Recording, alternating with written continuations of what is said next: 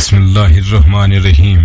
बार बार तौबा करने के बावजूद फिर गुनाह सरजद हो जाते हैं, इसका हल क्या है? जिस इंसान से बार बार तौबा के बावजूद दोबारा गुनाह सरजद हो रहे हैं, उससे चाहिए कि वो अपनी तौबा पर गौर करे। जिस गुनाह की तौबा कर रहा है इसके बारे में उसी वक्त गौर करे। जो गुनाह सरजद हुआ हो उस पर उसे नदामत हो और इसी गुनाह का जिक्र करे जिसकी सरजद होने पर उसे नदामत हो रही है, और दिल से ये ऐद करे कि आइंदा ये गुनाह मैं दोबारा नहीं करूंगा। जब ऐसा कर लिया तो फिर हर वक्त उस पर कायम रहे।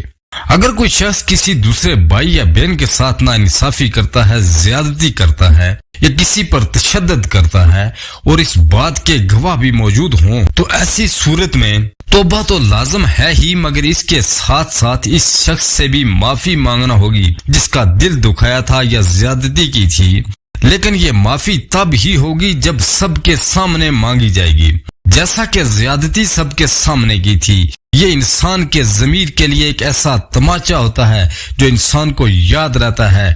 जब भी वो दोबारा कोई ऐसा गुनाह करने का सोचेगा तो उसे वो वक्त याद आ जाएगा जब सबके सामने माफी मांगनी पड़ी थी और शर्मिंदगी हुई थी। लिहाजा वो फिर ऐसा नहीं करेगा और इसकी की गई तौबा भी बरकरार रहेगी।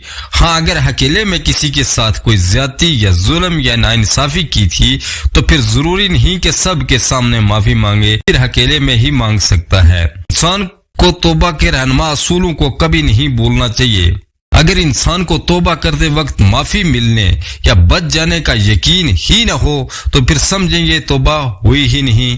किसी के साथ जानबूझकर ज्यादती या इंसाफी न की जाए, क्योंकि परवरदिगार हर वक्त हर लम्हा इंसान को देख रहा होता है। अगर कोई शख्स किसी दूसरे के साथ जुल्म या इंसाफी करना अपना मशगला बना ले, अपनी पक्की आदत बना ले, तो फिर ऐसे पक्के आदी को अल्लाह तबारक व तआला भी माफ तब तक नहीं फरमाता जब तक वो सच्ची और पक्की तौबा न कर ले।